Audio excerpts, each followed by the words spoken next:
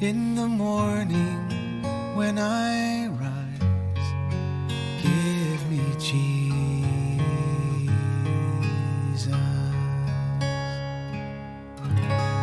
Good morning.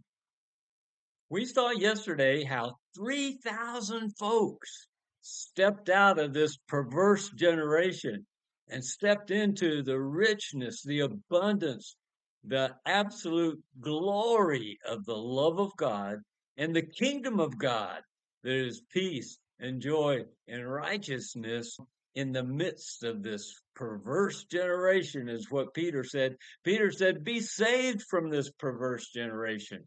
What does that look like? Paul told us in 2 Corinthians chapter 4. He said, folks are perishing. Even if our gospel is veiled, it's veiled to those who are perishing. Those in the perverse generation that can't see the riches of the glory of the kingdom of God, in whose case the God of this world has blinded the minds of the unbelieving, so that they might not see the light of the gospel of the glory of Christ, who is in the image of God.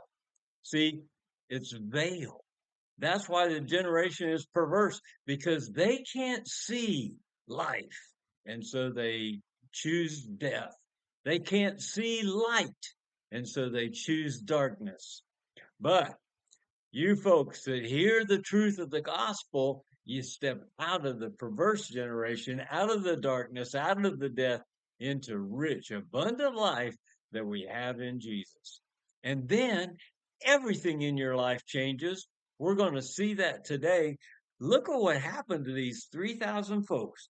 I'm in Acts chapter 2, and today I'm going to read verses 42 and 43. Here's what they say. These 3,000 people, and then others were added, they were continually devoting themselves to the apostles' teaching and to fellowship and to the breaking of bread and to prayer. We have gotten so casual in our Christianity. Oh, if we go to church on Sunday, that's really all we have to do to have God in our life. No, maybe some of you go on Wednesday too. Well, these 3,000 and all the disciples that came along with them in the early church, they continually devoted themselves to good sound teaching of truth and to breaking of bread, to fellowshipping together, to walking together, lifting each other up in the truth of the gospel. Verse 43, everyone kept feeling a sense of awe, fear of God. Oh my goodness, he's Mr. Big. He is life, and we're in awe of him. And many wonders and signs were taking place through the apostles. See, they stepped into the full gospel, including healing and deliverance. Oh, the end of the Gospel of Mark, it talks about how Jesus promised everyone who would believe and be baptized would cast out demons, would lay hands on the sick, and they would recover. They would speak in unknown tongues so that folks would hear in their own language, and so that they would be lifted up and edified by God himself. Well, the gospel is so much more than trying to go to heaven when you die if you're just good enough. It is rich, abundant life, full of the love of God, even here and now.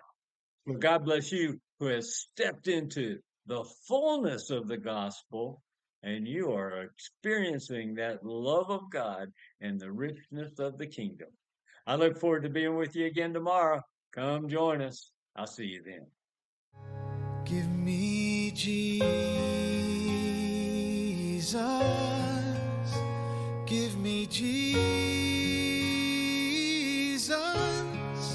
You can have all this world, but give me Jesus.